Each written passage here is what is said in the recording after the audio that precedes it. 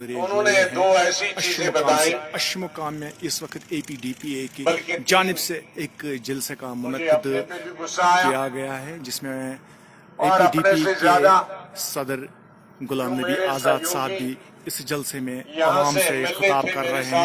आप इस वक्त देख लीजिए ये लाइव तस्वीरें अशमुकाम पहलगाम कांस्टिट्यूंसी के। क्योंकि उन्होंने तीन चीजें बताई कि डिग्री कॉलेज नहीं है, दूसरी चीज बताई तहसील नहीं है, तीसरी चीज बताई अस्पताल नहीं। तो मैं तो हर जगह बोलता हूं कि मेरे 2.5 साल के अरसे में जब मैं चीफ मिनिस्टर था, जो जितनी तहसीलें ब्लॉक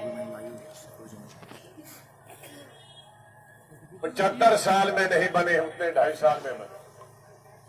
जितने primary school, middle school, high school, degree college मिलाकर 75 साल में नहीं बने, उतने 2.5 सालों में बने। जितने डिस्ट्रिक्ट हॉस्पिटल, जितने सब डिस्ट्रिक्ट हॉस्पिटल, जितने प्राइमरी हेल्थ सेंटर, जितने सब सेंटर, जितनी आशाएं गांव गांव में बनी, 2.5 साल में उतनी 75 साल में नहीं बनी। तो क्या वजह है इतने ही अस्पताल यहां भी बने? क्या वजह है कि यहां ये तीन चीजें? और वो समझते थे कि बुढ़ापे में जब ये नौकरी करेंगे तो ये हमारा सहारा बने।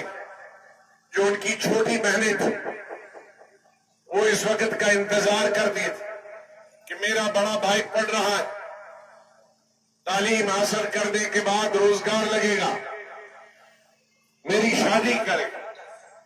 लेकिन बदकिस्मती से आज पूरी दुनिया में, आज पूरे मुल्क में सबसे ज्यादा बेरोजगारी जम्मू कश्मीर है, जिसकी वजह से वो नौजवान बेरोजगार 5 साल 10 साल इंतजार करने के बाद इतने मायूस होते हैं कि वो ड्रग्स खाते हैं, उनकी जिंदगी तबाह और बर्बाद होगी। उन बच्चों की और बच्चों की जिंदगी तो तबाह बर्बाद होगी। वो कस्बों में रहने वाला, वो शहर में रहने वाला, वो औरत हो मर्द हो, नौजवान हो बुजुर्ग हो, गरीब हो अमीर हो, ताजिर हो, उसको फैसला करना है कि अवाम का दुख और दर्द कौन महसूस करता है और कौन अपनी ताकत को सिर्फ अपने और अपने परिवार के लिए इस्तेमाल करता है।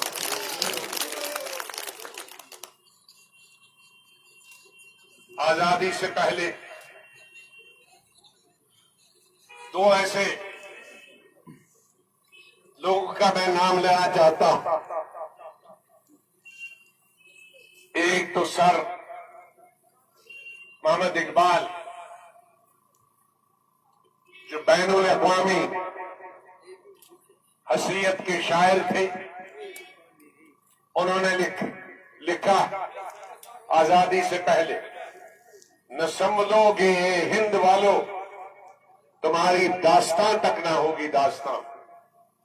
मतलब हिंदुस्तान, पाकिस्तान, बांग्लादेश, हिंदुस्तान एक, कि अगर इकट्ठे नहीं रहोगे, प्यार से नहीं रहोगे, हिंदू मुसलमान करोगे, नॉर्थ साउथ करोगे, तो तुम्हें आजादी कभी नहीं मिलेगी।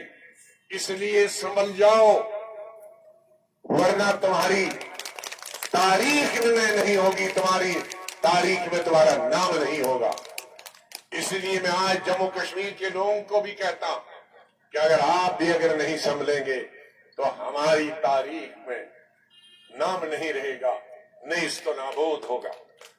आज बहुत सारी ताकतें हमको नेस्त नाबूद करने में लगी है।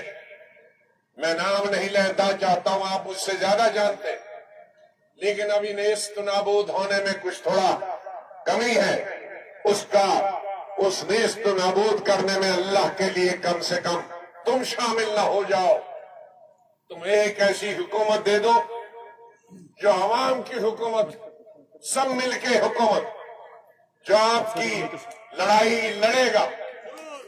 मैंने जम्मू कश्मीर के अवाम की लड़ाई, मैंने हिंदुस्तान के मुसलमानों की लड़ाई, जब वो लिंचिंग हो रही थी मजहब की बुनियाद पर, मैंने पार्लियामेंट की दीवारें हिलाई उस लिंचिंग पर। जब हिंदुस्तान में बुर्का खत्म करने की, कानून बनाने की बात आई, मैंने राज्यसभा इसमें फेल कराया। जब तक बाद में उनकी मेजॉरिटी मिली, फिर दोबारा उन्होंने काम किया। जब एक शहरी का बिल लाने के लिए सिटीजनशिप एक्ट लाया, मैंने पार्लियामेंट की दीवारें हिलाई। चाहे वो कश्मीर का हो या हिंदुस्तान का हो, अकलियत की आवाज मैंने हमेशा उठाई। आप देखो कि अकलियत की आवाज और भी पार्लियामेंट के लोग थे। आज तो सब कुछ मिलता है, देखें किसने किस पर आवाज उठाई। इसलिए एक दूसरा नाम मैं लेना चाहता हूं, जो शहीद हुए, जो गांधी जी के एक तर्ज था आजादी हासिल करने का, लेकिन दूसरा एक और शहीद था, सुभाष चंद्र बोस। गांधी जी चाहते थे लड़ाई बगैर हथियार के दी जाए, लेकिन सुभाष चंद्र बोस था, वो कहते थे बहुत टाइम लगेगा, लड़ाई हम लड़के लेंगे और